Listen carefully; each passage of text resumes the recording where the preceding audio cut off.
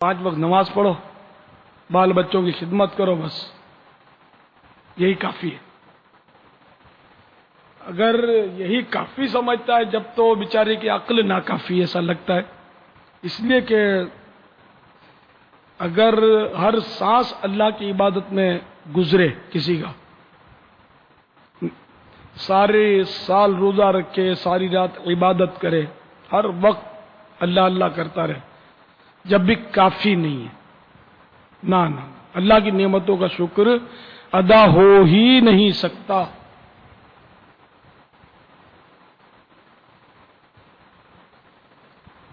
جیسا کہ وہ ملفوظات اعلی حضرت میں ایک حکایت نقل کی گئی ہے کہ ایک شخص نے 70 سال غالباً عبادت کی، ملفوظات میں واقعہ کہ وہ رات دن عبادت کرتا تھا۔ اللہ تعالیٰ نے اس کے لیے انگور کی بیل بھی عنایت فرما دی، چشمہ بھی لگا دیا، تو اس کو کسی یعنی کہ کسب کی بھی ضرورت نہ تھی، وہیں ایک اکیلا تھا، کھاتا پیتا تھا اور عبادت کرتا تھا۔ جب اس کا انتقال ہو گیا تو اللہ تعالیٰ نے اس کے لیے فرشتوں کو حکم دیا، اذهبوا بعبدی الی جنتی برحمتی، اے فرشتوں میرے بندے کو میری جنت میں میری رحمت سے لے جاؤ۔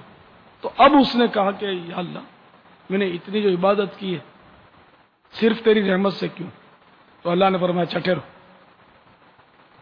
میں نے جو تمہیں اتنی نعمتیں دی ہیں ان میں سے آنکھ کی نعمت کا شکر ادا کرو، یا آنکھ کی نعمت کا حساب دو۔ اب اس کو احساس ہوا کہ میں اس کا حساب یا شکر تو دے نہیں سکتا، اور اس نے اللہ تعالیٰ سے معافی مانگی۔ تب اللہ تعالیٰ نے دوبارہ ارشاد فرمایا، اذهبوا بعبدی الی جنتی برحمتی، میرے بندے کو میری جنت میں میری رحمت سے لے جاؤ۔ تو اس لیے یہ کافی نہیں کہ 5 ٹائم کی نماز پڑھو، بال بچوں کی کفالت کرو اور ماں باپ کی خدمت کرو، بس یہی بہت ہے۔ نہیں، جان دی ہوئی اسی کی تھی، یعنی اللہ کی راہ میں کوئی کچھ دے بھی تو یہ اس کو یوں کیوں سمجھے کہ میں نے بہت بڑی بات کری، اتنی رقم دے دی اللہ کی راہ میں۔ تو نے کیا کارنامہ کیا ہے؟ تیرا تھوڑی ہے، جس رب نے دیا اسی رب کی راہ میں دی تو کیا کمال کیا۔ کرم تو اس کا ہے کہ تمہیں اس نے عطا کیا۔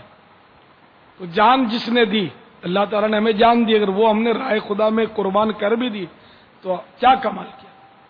دی بھی تو اسی کی تھی نا، ویسے بھی وہ جان تو ایک دن جانی ہے، تو کیا بات ہے کہ اللہ کی راہ میں چلی جائے تو اس سے کیا بڑی سعادت ہو سکتی ہے۔ تو جان دی ہوئی اسی کی تھی۔ حق تو یہ ہے کہ حق ادا نہ ہوا، اللہ کی نعمتوں کا حق ادا کوئی کر ہی نہیں سکتا۔ تو اس لیے 5 نمازوں اور بچوں کی کفالت کے ساتھ ساتھ ہر وقت اللہ کی اطاعت بھی جاری ہو، دیگر طاعتیں بھی بجا لائے، سنتوں پر بھی عمل کرے، امر بالمعروف و نہی عن المنکر، جس کا ہم نے خلاصہ نیکی کی دعوت کی اصطلاح میں رکھا ہے، اس کو بجا لائے، صلہ رحمی کرے، اپنے رشتہ داروں کے ساتھ حسن سلوک کرے، پڑوسیوں کے ساتھ اچھا برتاؤ کرے، مسلمانوں کی خیر خواہی کرے، اور دین کے مدنی کاموں میں بڑھ چڑھ کر حصہ لے۔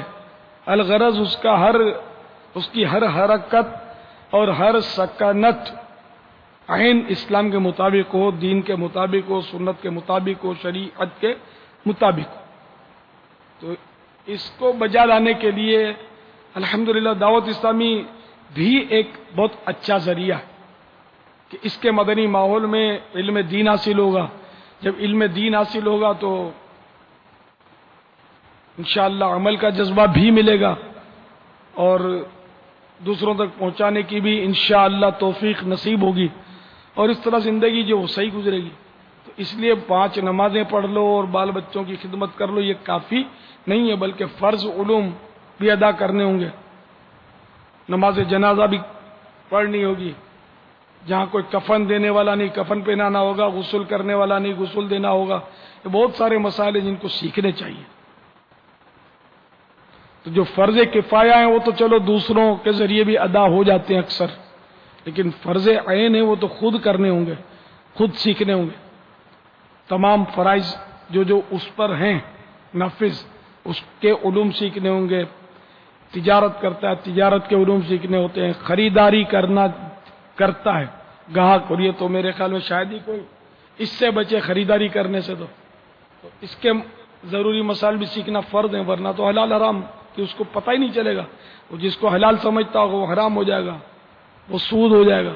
جیسے عام طور پر کہ موٹی صورت ایک سود ہے لیکن لوگوں کو پتہ نہیں ہے، وہ یہ ہے کہ گاہک جو ہے دکاندار کے پاس بعض اوقات مجھے رقم جمع کروا دیتا ہے کہ میں تھوڑا تھوڑا آپ سے لیتا رہوں گا، آپ اس میں سے پیسے کاٹتے رہو۔ بالکل یہ نہیں کہ یہ نارمل بات ہے، اس میں آدمی سوچتا بھی نہیں کہ یہ کیا ہے۔ مثال کے طور پر آپ نے 1 تاریخ کو دکاندار کے پاس 1000 روپے جمع کروا دیے کہ میں تھوڑا تھوڑا آپ کے یعنی دال یا جو بھی گھی تیل چینی تھوڑا تھوڑا آپ سے لیتا رہوں گا۔ اب تھوڑا تھوڑا آپ لیتے رہے، وہ کاٹتا رہا اس میں سے۔ یہ اس طرح کرنا سود ہے، سود کی ایک صورت ہے، حرام ہے۔ ہمیں نہیں پتا، اس لیے ہم نے سیکھا نہیں۔ ہمارے شریعت میں یہ 11ویں حصے میں اس طرح کے بے شمار احکام لکھے ہوئے، لیکن پڑھنے کی توفیق نہیں ہے۔ اسی طرح خریداری کے لیے گیا تو بغیر وزن کیے وہ آسرے سے، آسرا بولتے ہیں، آسرے سے یعنی اندازے سے کچھ دے دیتے، فلاں چیز 1 پاؤ دے دو یا آدھا پاؤ دے دو، تو وہ آدھا پاؤ یوں کر کے یہ لے جاؤ آدھا پاؤ، حالانکہ یہ جائز نہیں ہے۔ دونوں ہی گناہگار ہیں اس طرح، دینے والا بھی اور لینے والا بھی۔ جب آدھے پاؤ کی بات ہوئی تو اب یہ اس کا فیصلہ کانٹا کرے گا کہ آدھا پاؤ ہے نہیں، بھلے وہ بولتا ہے زیادہ ہے اور واقعی ہو بھی زیادہ، تب بھی ہم کو زیادہ بھی نہیں چاہیے، آدھا پاؤ چاہیے۔